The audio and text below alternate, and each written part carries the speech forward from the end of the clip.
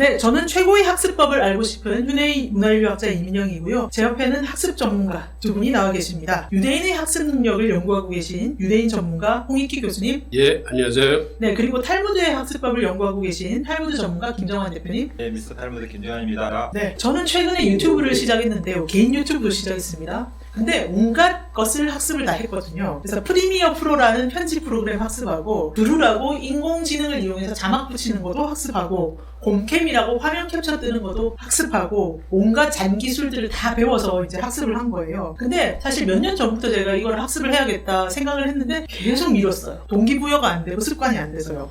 그런데 회사에서 비상경영이다. 코로나 때문에 지금 어떻게 될지 모른다. 막 이런 위기를 조성하고 또 아르바이트를 써보니까 아르바이트는 구조상 정직원에 비해서 시킨 일만 할 수밖에 없어요. 이렇게 저렇게 바꿔보다가 결국은 컨텐츠를 가진다가 플랫폼까지 만지고 기술까지 가지는 게 최상이다 이런 생각이 들어서 제가 직접 하겠다 이 생각을 하고 며칠 만에 다 배운 거예요. 잘하셨네요. 네. 같이 주세요. 네.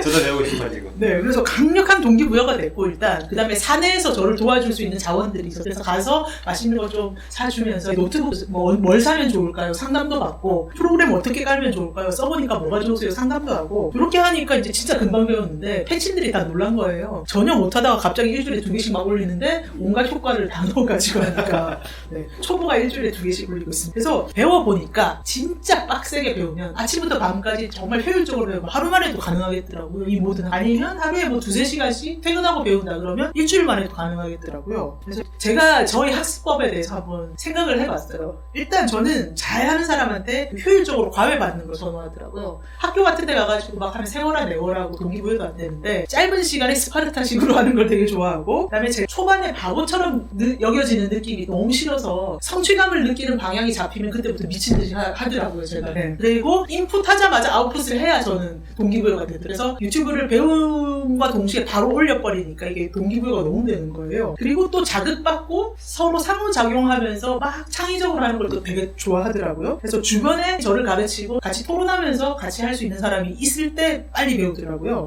그래서 이제 저가 지금까지 살면서 동호회나 살롱 같은 거에 가가지고 뭔가 계속 사람들하고 같이 하는 걸 그래서 해왔구나. 그래서 이번 기회에 유튜브를 시작하면서 저희 학습법에 대해서 깊은 고찰을 좀 해봤는데요. 그래서 이제 지금까지 뭐 댄스를 배운다든지 외국어를 배운다든지 무술을 배운다든지 뭐 미식을 배운다든지 이 모든 게 다 이런 식으로 학습을 해봤구나. 네, 저희 학습법을 생각해봤는데 인류의 고전 탈무드를 통해 성장합니다. 탈무드 살롱. 두 분은 나만의 공부 습관, 학습법 이런 거 있으세요? 저 같은 경우에도 사실은 우리 아들한테 지금 말씀하신 그 유튜브 만드는 법을 배워가지고 제 스스로 한 3회 정도 네. 유튜브 편집을 해서 올린 적이 있어요. 네. 근데 저는 두 가지가 문제인데 하나는 그 열정이 지속되지 못해. 네. 그럼 열정을 설계하시면 되잖아요, 시스템을. 글쎄, 그래야겠죠. 네. 그게 이제. 그 다음에 또 하나의 문제는 근본적으로 그 주연배우의 문제가 있더만. 우리 아들내미 하는 거 보니까 네. 도저히 나처럼 해서는 안 되겠다는 걸 진즉 깨닫고 네. 제가 물러났어요. 그래서 앞으로는 저 같은 사람은 기존 어떤 시스템이나 어떤 팀의 도움을 받아야 돼. 도저히 고객을 끌어들일 만한 그러한 체험이 못 돼서. 반론 있습니다. 저한테는 아주 어려운 문제고. 참고로 교수님 아드님은 와미남이라고 와인에 미친 남자 찾아보시면 뉴욕에서 계속 와인 마시면서 유튜브를 올리고 계신 분이 계십니다. 저는 개인적으로 뭐 우리 그 이민영 선생님 이야기 들어보니까 거의 뭐 대동소이한 같아서 하나만 말씀드리면 돈이 들어가면 한다. 만약 돈 준다면 한다. 아, 돈을 받으면 한다고요? 네, 돈을 프로의식이 있네. 네. 그건 무조건 한다. 학습하라고 돈 주는 경우는 잘 없잖아요. 학습하라고 준 건 아닌데 일을 할 때 그게 필요하면 네, 그건 무조건 배우고 합니다. 그러니까 이게 돈 되는 기술이면 빨리 배운다. 네, 그렇죠. 아하. 저 같은 경우는 공부에 대한 동기부여는 호기심인 것 같아요. 제가 이제 주로 이제 경제사에 대한 책을 쓰는데, 그때 왜 그랬지? 무슨 일이 있었던 걸까? 뭐 이러한 호기심이 네. 그러한 관련 자료나 네. 구글링이나 뭐 이런 걸 통해서 이렇게 조각조각 모으다가 보면은 어떤 흐름을 발견하게 됐을 적에 이제 그 흐름을 이제 글로 쓰는 건데 결국은 그러한 작업을 계속할 수 있는 거는 그러한 것에 대한 호기심이 기본적으로 내 안에 있구나. 그로 인해서 이제 그러한 집필 활동을 할 수 있는 거죠. 호기심을 끌어올리고 그걸 계속 따라가면서 네. 계속 학습을 하는 방법을 쓰시는 거죠. 예. 예. 탈무드에서는 학습법에 대해서 뭐라고 하나요? 학습법은 뭔가 이 공부 잘하는 유대인들한테 학습법 꿀팁 이런 게 탈무드에 있지 않을까 이런 생각을. 학습법은 이미 아무렇다고 말씀드렸는데 네네. 없어요. 음. 반복입니다.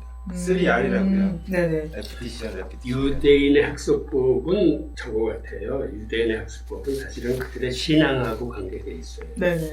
나는 유대교의 중요한 특징이 배움의 종교인데 그 배움의 종교가 탄생하는 과정이 예전에는 하나님의 집인 성전에 가서 예배를 드림으로써 죄사함을 받고 하나님의 관계를 개선했는데 그들이 외적의 침입에 의해서 성전이 파괴되고 포로로 끌려가고 하면서 기존의 방식으로는 하나님을 만날 수 없는데 그때 하나님이 주신 메시지가 성전에 와서 1000가지의 제물을 바치는 것보다 1시간의 배움을 더 즐거워하신다라는 말씀으로 인해서 그들이 하는 거는 공부를 통해서 하나님의 섭리를 하나라도 더 이해하는 게 하나님한테 가까이 가는 길이다라는 어떤 결론을 내고, 그러니까 그들이 공부하는 건 하나님께 다가가기 위한 행위이기 때문에 이게 평생의 목적이 되는 거죠.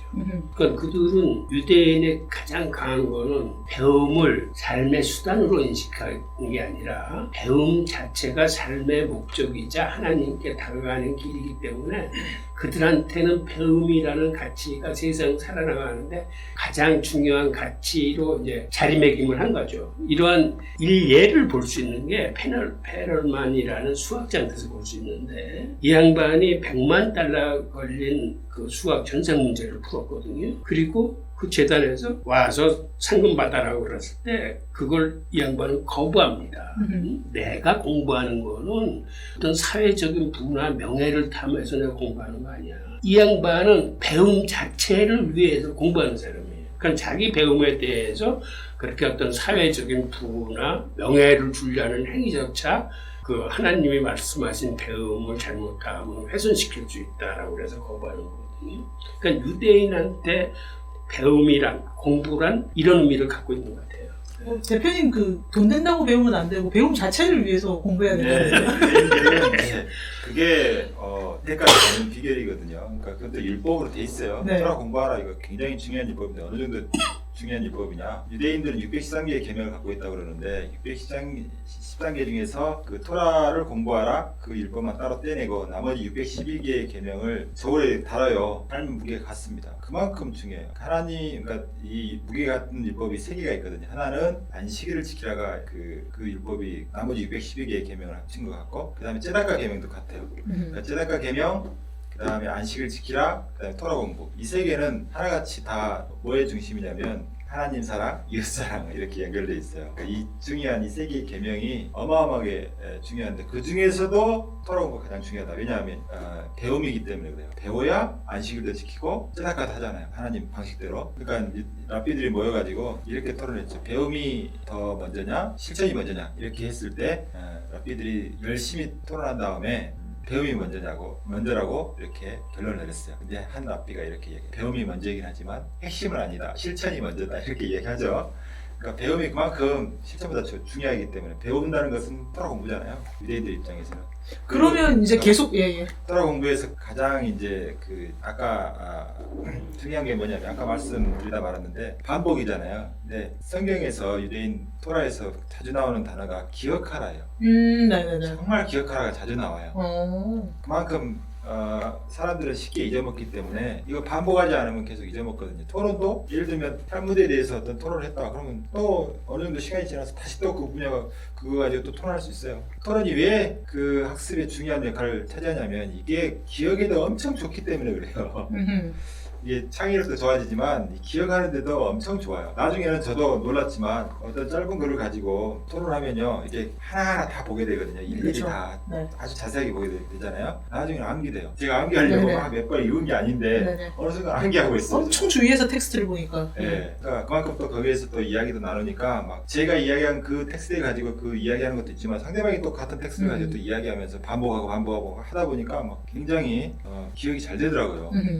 유대인들이 학생들 입장에서는 또 이 기억하라가 또 중요한 게 뭐냐면 구전토라 때문에 그래요. 구전토라가 입에서 입으로 전달돼야 되는데 글자로 전달되지 않다 보니까 탈무드 이전에는 전달되지 않다 보니까 쉽게 까먹을 수 있어요. 그러니까 늘 반복하는 거예요. 그래서 탈무드 전체를 암기하는 랍비들이 굉장히 많았다고 해요. 탈무드 이전에는 구전율법을 암기하는 랍비들이 그렇게 많았다는 거예요. 근데 이제 로마의 박해를 받다 보니 이제 10명의 순교자 랍비들이 생기거든요. 그럼 그 랍비 한 명이 죽을 때마다 도서관 하나가 불타는 그만큼 피해를 입었던 거예요. 그러니까 이제 기억 하나 때문에 반복 학습이 계속해서 장려되는 거죠.